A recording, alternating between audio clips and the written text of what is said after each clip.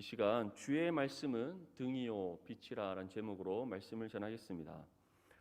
빛은 우리 삶의 중요한 요소입니다. 빛이 없는 세상을 한번 상상해 보십시오. 지금 우리가 살아가는 세상 속에서 만약에 빛이 없다면 우리는 한치 앞도 보이지 않는 깜깜한 암흑 가운데 살아가게 될 것입니다. 우리는 잠시 어둠 가운데 있을 수는 있습니다. 하지만 그 어둠이 빛이 없이 영원토록 지속된다면 그 어둠 속에서 살아갈 수 있는 사람은 아무도 없습니다. 빛은 우리에게 생명을 주고, 빛은 우리에게 에너지를 주고, 또 빛은 우리가 살아갈 수 있는 활동의 영역을 제공해 주기 때문입니다. 그래서 하나님께서는 세상을 창조하실 때 가장 먼저 빛을 창조하셨고, 그리고 낮과 밤이 나뉘게 하시는 은혜를 우리에게 주셨던 겁니다.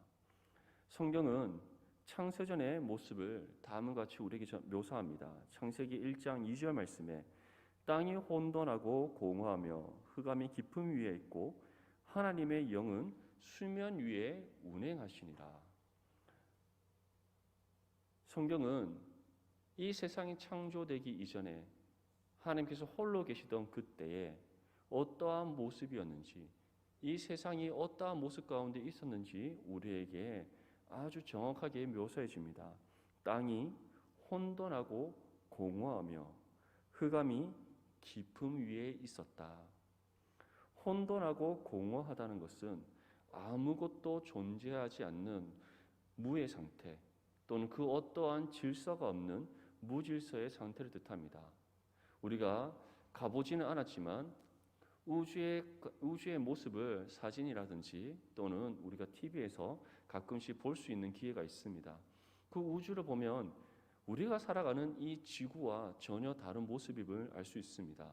수많은 행성들이 있고 별들이 있지만, 그리고 그 가운데 우주만의 법칙들이 있지만 우리 눈에는 끝없는 깜깜한 어둠 가운데 수많은 별들이 수놓은 것처럼 보일 뿐입니다. 질서 있는 모습이라기보다는 질서 없이 흙을 종이에 흙 뿌려 놓은 듯한 그런 모습, 그것이 우리 눈에 보이는 우주의 모습이라 할 수 있습니다. 근데 만약 그 가운데 그러한 행성들조차도 별들조차도 없는 깜깜한 어둠이라고 한번 생각해 보십시오.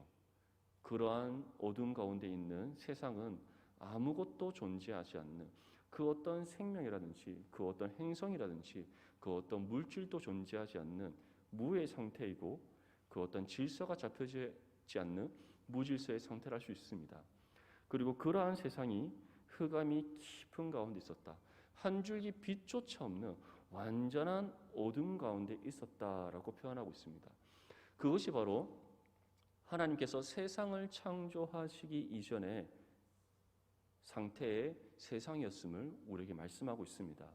그 가운데 하나님만이, 영원 전부터 영원토록 살아계시는 하나님만이 홀로 계셨고 수면 위에 홀로 운행하고 계셨다. 그것이 세상이 창조되기 이전의 모습이었습니다. 그러한 세상, 그러한 어둠 속에서 하나님께서는 가장 먼저 창조하신 것이 빛이었습니다. 두 가지의 이유가 있습니다. 하나는 빛이 하나님 자신을 나타내는 속성이기 때문입니다. 어둠을 밝혀주시는 빛, 어둠을 물리치시는 빛, 어둠의 권세를 이기시는 빛, 그것이 바로 하나님의 속성이기에 하나님께서는 가장 먼저 자신을 나타내는 수단으로서 빛을 창조하셨습니다. 그리고 빛이 있음으로써 이제 본격적으로 우리가 살아가는 세상을 만들 수 있는 원동력이 제공되었던 겁니다.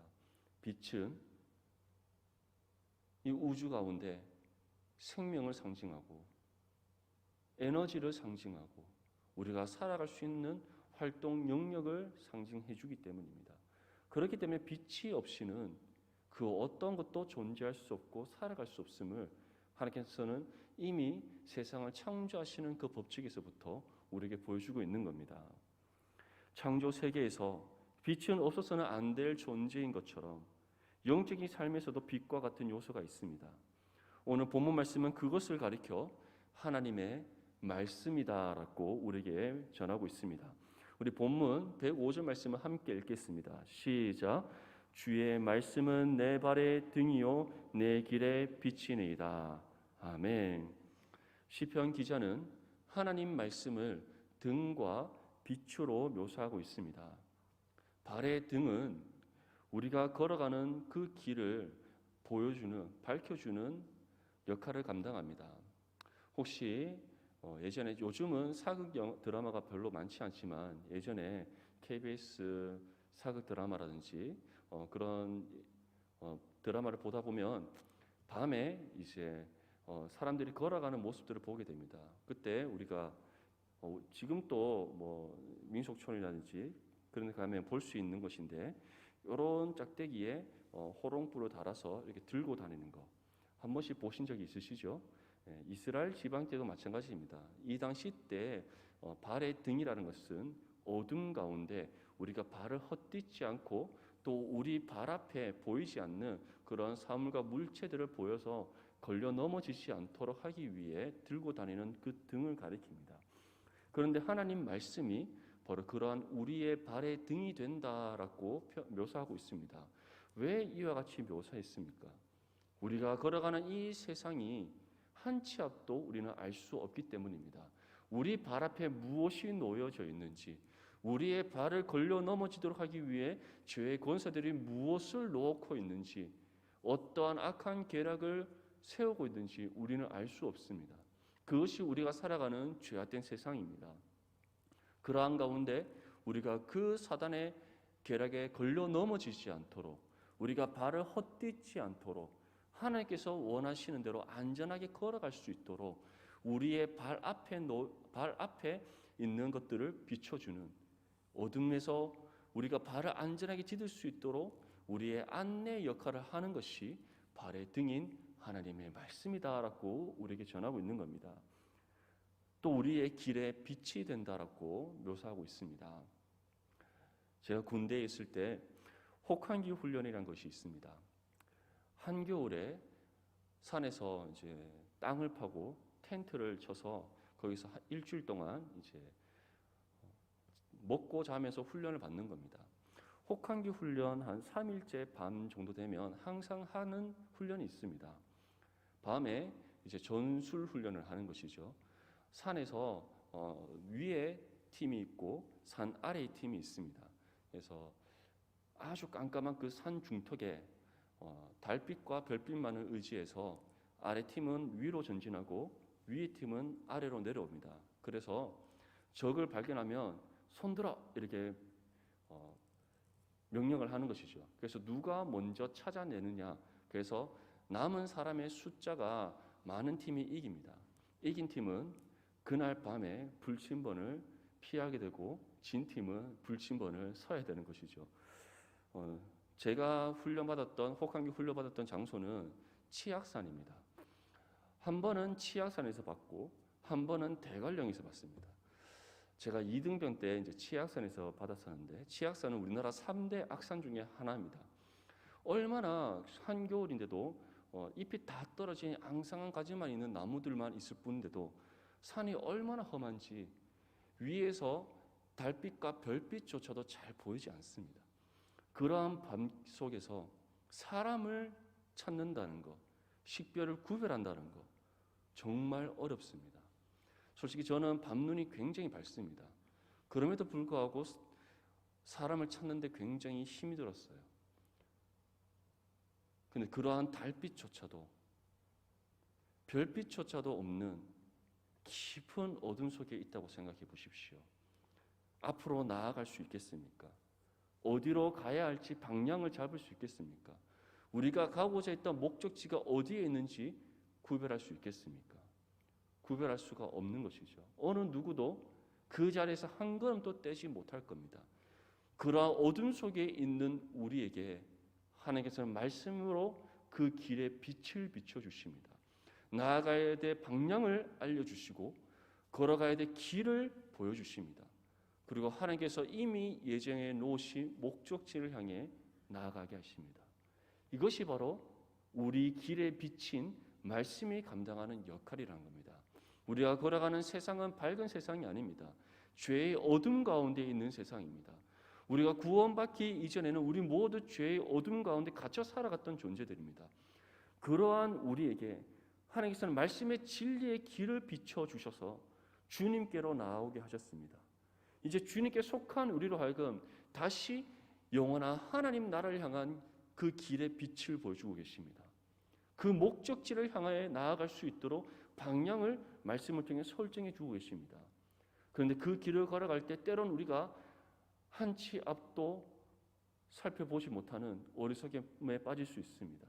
우리가 걸어가는 그 길에 무엇이 있는지 우리는 알지 못합니다. 하나님께서는 방향을 제시해주고 우리가 나아가야 될 그 길의 빛을 보여주셨지만 그 밑에 길에 실제적으로 있는 것들은 무엇이 있는지 우리는 보지 못하고 알 수 없습니다. 그래서 말씀은 우리의 방향을 설정해주고 목적지를 보여주는 것을 그치지 않고 우리 발을 앞에 있는 것들이 무엇이 있는지 구별하게 하시고 안전하게 발을 내딛어 하나님께서 보여주신 그 목적지를 향해 온전히 나아가게 하시는 겁니다. 그것이 우리 발의 등인 말씀의 역할, 우리의 길에 비친 말씀이 감당하는 역할이라는 겁니다. 그래서 말씀이 없이는 하나님이 원하시는 방향대로 우리는 나아갈 수가 없는 겁니다. 말씀이 없이는 우리의 걸음걸음을 하나님께서 원하시는 길을 향해 안전하게 내딛어 갈 수가 없는 겁니다. 그렇기 때문에 말씀은 우리의 삶의 가장 필수적인 요소요, 우리의 영적인 삶에 있어서 반드시 있어야 되는 신앙의 도구라는 사실을 분명히 전하고 있습니다. 우리 본문 106절에서 108절까지 말씀을 함께 읽겠습니다. 시작. 주의 의로운 규례들을 지키기로 맹세하고 굳게 정하였나이다. 나의 고난이 매우 심하오니 여호와여 주의 말씀대로 나를 살아가게 하소서. 여호와여 구하오니 내 입이 드리는 자원 제물을 받으시고 주의 공의를 내게 가르치소서. 하나님 말씀이 우리 발의 등이고 길의 비침을 깨달은 믿음의 성도는 반드시 하나님 앞에 결단하게 되는 것이 있습니다. 시편이 기자가 전하는 바와 같이 주의 의의 의로운 규례들을 지키기로 맹세하고 굳게 정하는 것, 내 발의 등이며 길의 빛이 되는 하나님 말씀의 법을 따라 살아가겠다. 하나님 말씀이 나에게 가르치는 바대로 살아가겠다. 하나님께서 말씀을 통해 깨닫게 하시는 뜻을 따라 순종하며 지켜 행하는 삶을 살아가겠다. 그러한 믿음의 결단이 우리의 삶 가운데 반드시 일어나게 됨을 전하고 있습니다. 사랑하는 성도 여러분, 이 믿음의 결단이 저와 여러분의 결단이 될 수 있기를 바랍니다. 세상의 가르침을 따르는 것이 아니라 지금 내가 겪고 있는 삶의 문제의 해답을 세상에서 찾는 것이 아니라 지금 내가 발을 헛디뎌 세상의 그 걸림돌에 넘어져 있는 상태에서 세상의 방법으로 나의 상처를 치료하려고 하는 것이 아니라 하나님의 말씀으로 회복의 은혜를 받고 하나님의 말씀으로 다시 굳게 일어서고 하나님의 말씀을 통해 내가 나아가야 될 방향을 다시 재설정하고 하나님의 말씀을 통해 걸음을 안전하게 내딛고자 결단하는 것, 그것이 참된 믿음의 성도의 삶에서 반드시 일어나게 되는 결단이라는 사실을 기억할 수 있기를 바랍니다. 그러한 믿음의 결단 가운데 이제 우리는 말씀이 비춰주는 그 길을 따라 말씀이 내디더라 명하는 그 길을 따라 우리는 걸어가게 됩니다. 그 걸음을 한 걸음 한 걸음 내딛며 걸어갈 때 세상은 우리를 가만히 내버려 두지 않습니다. 시편의 기자가 무엇이라고 말씀합니까? 나의 고난이 매우 심하오니 여호와여 주의 말씀대로 나를 살아나게 하소서. 주의 말씀의 뜻대로 살아갔는데 내 삶이 순탄하고 은혜가 충만하고 모든 것이 합력하여 잘 이루어지는 것이 아니라 고난이 매우 심하다. 오히려 나의 삶 가운데 더 많은 여러 가지 시험으로 인해서 고난을 겪게 되고 어려운 가운데 빠져들고 있음을 고백하고 있습니다. 왜 우리가 세상 가운데 고난을 받습니까? 왜 우리가 세상으로부터 여러 가지 시험을 당하게 됩니까? 이유는 단 한 가지입니다. 세상이 하나님을 대적하기 때문입니다. 그런데 그러한 하나님께 속한 우리 또한 그들의 적이기 때문입니다. 이 사실을 분명히 기억하십시오. 세상은 우리의 협력자가 아닙니다. 세상은 우리에게 도움을 주는 곳이 아닙니다. 세상은 어떻게든 하나님의 뜻이 이루어지지 않도록 또는 뜻이 조금이라도 더디 이루어지도록 하나님을 대적하고 하나님이 속한 우리를 공격한다는 것, 우리를 넘어뜨리기 위해 호시탐탐 기회를 엿보고 있다는 것, 수단과 방법을 가리지 않고 우리를 향해 악한 계략을 세워놓고 기다리고 있는 것이 이 죄악된 세상이라는 사실을 기억할 수 있기를 바랍니다. 그러한 세상 속에서 우리는 때론 낙심할 수 있습니다. 하나님을 원망할 수 있습니다. 믿음의 삶을 살아가고 있는데 주의 뜻을 따라 믿음으로 충성되게 헌신하고 순종하며 살아가고 있는데 왜 나의 삶 가운데 고난이 찾아옵니까? 왜 여러 가지 시험을 당하게 됩니까? 왜 나의 인생만이 이렇게 험난한 산길을 넘어가는 것 같이 힘들고 어렵습니까? 라고 우리가 한탄할 수 있습니다. 하지만 기억할 것은 하나님께서는 우리를 그 상태에 내버려 두지 않는다는 겁니다. 우리의 삶을 반드시 견인하셔서 하나님께서 궁극적으로 도달하게 하시고자 하는 그 목적지에 이끌어 가시는 하나님이심을 믿을 수 있기를 바랍니다. 세상은 결코 그러한 하나님의 인도를 막을 수가 없습니다. 우리를 이끌어 가시는 하나님의 섭리를 결코 방해할 수 없습니다. 그 가운데 하나님께서 우리에게 요구하시는 바가 있습니다. 너희가 세상으로부터 여러 가지 시험을 당하고 있느냐? 고난을 받고 있느냐? 그로 인해 낙심하고 있느냐? 그 가운데서도 내가 너의 하나님 됨이고 내가 너희와 항상 함께 하느니라 분명히 말씀하고 있습니다. 그 하나님을 우리가 잊지 않고 기억한다면 하나님께 이러한 기도를 드릴 수가 있게 되는 겁니다. 주의 말씀대로 나를 살아나게 하소서. 하나님께서는 우리를 살리실 때 우리가 원하는 방법대로 살리시는 것이 아닙니다. 하나님께서 우리를 회복시키실 때 우리가 원하는 뜻대로 회복시키시는 분이 아닙니다. 하나님의 방법대로 살리시고 하나님의 뜻대로 우리를 회복시키는 줄 믿을 수 있기를 바랍니다. 그 하나님께서 항상 우리와 함께 하심을 약속하고 계십니다. 우리의 삶을 반드시 하나님의 뜻대로 이끌어 가심을 약속하고 계십니다. 그 어떠한 시험과 환난과 고난과 고통 속에서도 우리와 항상 함께 하시고 그 모든 것을 이겨 승리케 하시는 하나님이심을 우리에게 분명히 약속하고 있습니다. 그 하나님을 믿고 신뢰하는 가운데 그 어떠한 시험과 환난 속에서도 낙심하지 마시고 주님, 주의 말씀대로 주의 뜻대로 나를 살아나게 하시고 회복하게 하여 주시옵소서. 이 기도를 쉬지 않는 저와 여러분들이 될 수 있기를 축복합니다.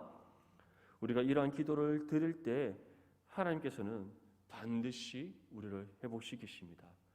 우리를 반드시 살리십니다. 그리고 다시 힘써 우리 발의 등이요 우리 길의 빛이 되는 주의 말씀의 가르침과 뜻을 따라 나아가게 하십니다. 이것이 바로 하나님께서 우리에게 베푸시는 은혜의 섭리요 우리에게 주시는 은혜의 증거인 줄 믿을 수 있기를 바랍니다. 우리 본문 109절과 110절 말씀을 함께 읽겠습니다. 시작. 나의 생명이 항상 위기에 있사오나 나는 주의 법을 잊지 아니하나이다. 악인들이 나를 해하려고 올무를 놓았사오나 나는 주의 법도들에서 떠나지 아니하였나이다. 아멘.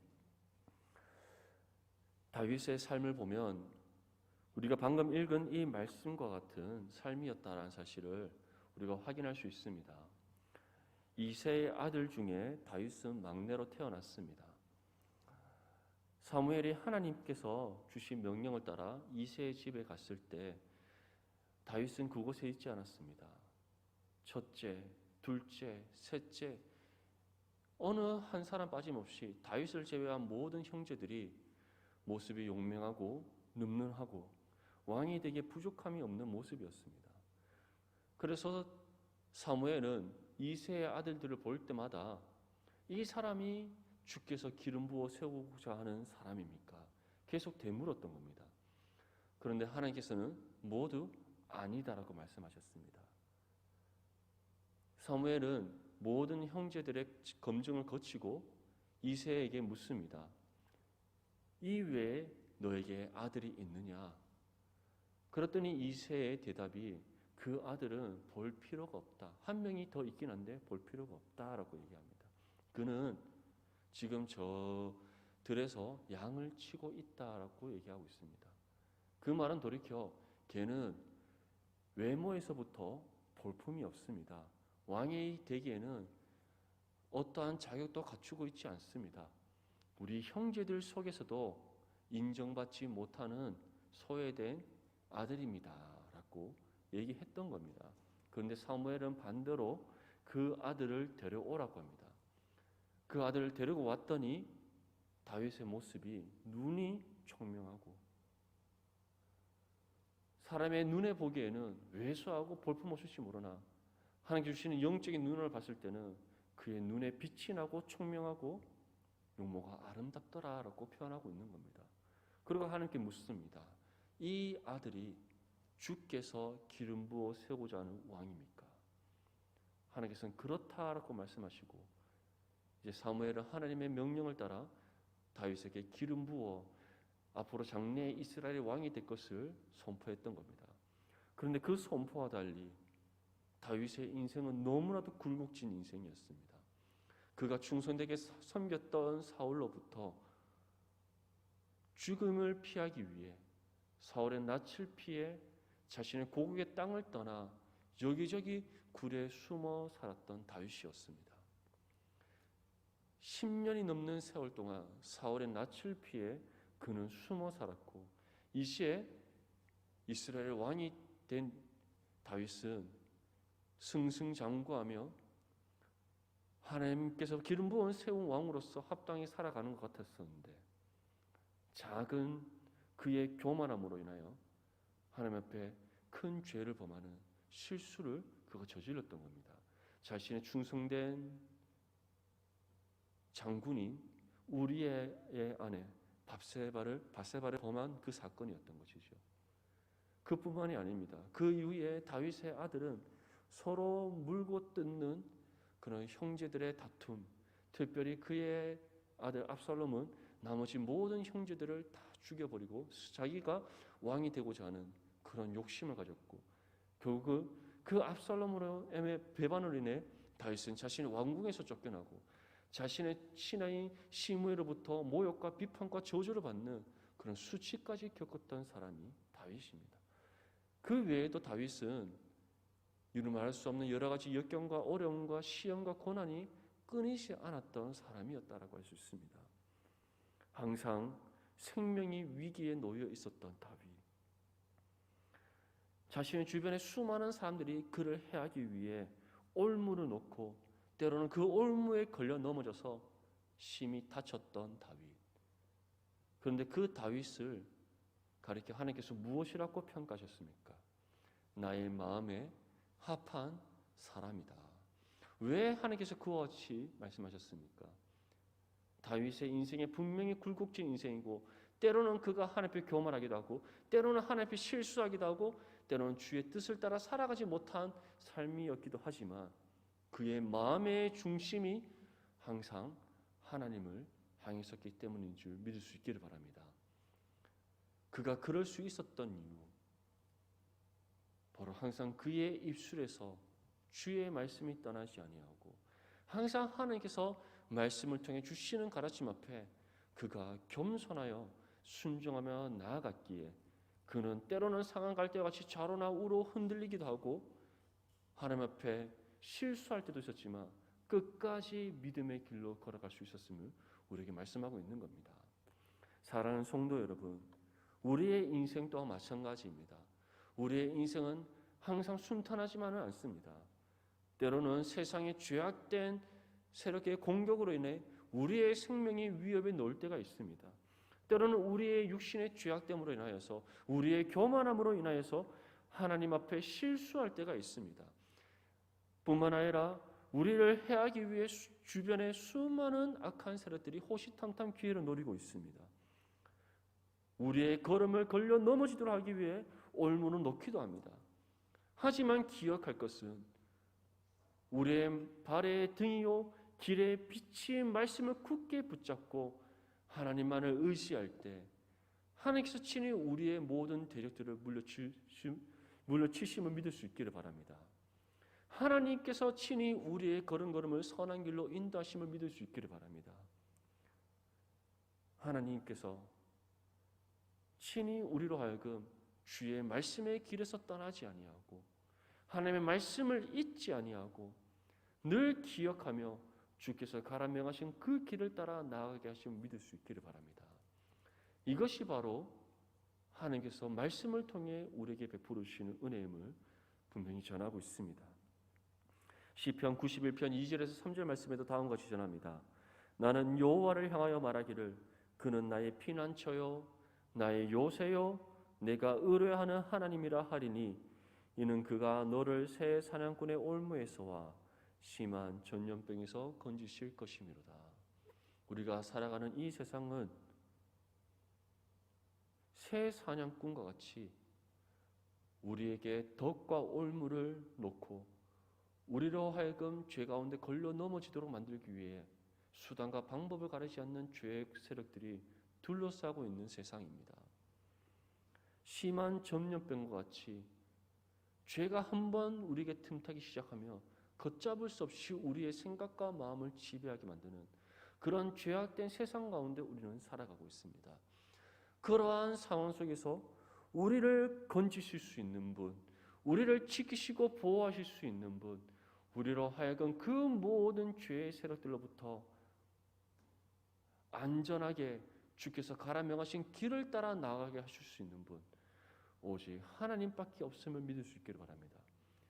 그리고 하나님께서는 다른 무엇이 아닌 우리에게 주신 이 말씀을 통해 우리의 걸음걸음을 안전하게 한 걸음 한 걸음씩 내딛게 하십니다. 주님께서 이미 보이신 믿음의 푯대를 향해 말씀이 빛이 되어 그 길을 따라 온전히 나아가게 하시는 은혜를 베풀어 주십니다. 그래서 진정한 참된 믿음의 성도는 우리 발의 등이요 길에 비친 주의 말씀만을 굳게 붙잡고 하나님께서 주시는 이 말씀의 뜻을 따라 순종하는 삶을 살아가는 겁니다. 그것이 바로 우리가 하나님 뜻에 합당한 믿음의 삶을 살아간다는 것에 대한 증거라는 사실을 기억할 수 있기를 바랍니다. 우리 본문 111절과 112절 말씀을 함께 읽겠습니다. 시작. 주의 증거들로 내가 영원히 나의 기업을 삼았사오니 이는 내 마음의 즐거움이 됨이니이다. 내가 주의 율례들을 영원히 행하려고 내 마음을 기울였나이다. 아멘. 하나님의 말씀은 영원합니다. 하나님께서 영원하시듯이 하나님의 말씀은 영원합니다. 이유는 간단합니다. 하나님께서 친히 말씀이시기 때문입니다. 사도 요한이 자신의 복음서에 가장 첫 번째로 우리에게 전했던 말씀처럼 태초에 말씀이 계시니라. 그 말씀이 하나님과 함께 계셨으니 그 말씀이 곧 하나님이시니라. 하나님께서는 영원토록 살아계시고 영원토록 존재하시는 분이실 뿐만 아니라 그 하나님께서 친히 말씀이심을 우리에게 전하고 있습니다. 그래서 성령의 감동하심으로 기록된 이 말씀은 오직 성령의 은혜를 통해 우리가 감춰져 있는 진리의 보화를 발견할 수가 있고 성령의 은혜의 역사를 통해 말씀의 뜻을 분별하여 깨달을 수 있고 성령의 은혜를 통해 우리는 말씀의 가르침을 받을 수가 있는 겁니다. 왜냐하면 하나님께서 친히 말씀이시고 말씀이 곧 하나님의 계시이기 때문입니다.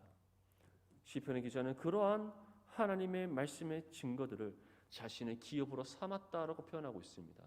이것은 곧 하나님께서 말씀을 통해 주신 그 모든 은혜의 약속들을 자신의 삶의 기업으로 삼았다. 내 삶의 중심이요 하나님의 그 말씀의 그 모든 약속들이 내 삶의 기업, 즉 내가 받은 약속의 증거다라는 사실을 우리에게 전하고 있습니다. 이것은 이 시편을 기록한 그 기자에게만 주신 은혜의 약속이 아닙니다. 오늘 이 시대를 살아가는 우리에게 주신 은혜의 약속인 줄 믿을 수 있기를 바랍니다. 우리에게 영생을 허락하셨다는 약속, 우리를 하나님의 자녀의 신분과 권세를 주셨다는 약속, 하나님께서 이미 우리에게 믿음의 승리를 주셨다는 약속, 무엇보다 우리를 통해 자신의 나라와 뜻을 이루신다는 약속, 그리고 궁극적으로는 우리를 통해 자신의 나라를 완성하신다는 약속, 그 약속이 이미 우리에게 주어졌고 우리는 그 약속의 말씀 가운데 살아가고 있다는 사실을 믿을 수 있기를 바랍니다. 그것을 우리가 믿고 그 말씀의 약속을 굳게 우리가 붙잡고 살아갈 때 하나님께서는 그 약속이 우리의 삶을 통해 이 땅 가운데 이루어짐을 경험하게 하십니다. 그 은혜의 경험을 통해 우리의 영혼의 은혜의 기쁨과 즐거움이 넘치게 합니다. 또한 그 은혜의 기쁨과 즐거움을 통해 하나님을 향한 신앙의 감사가, 우리의 믿음의 고백과 감사가 끊이지 않게 하시는 은혜를 베풀어 주십니다.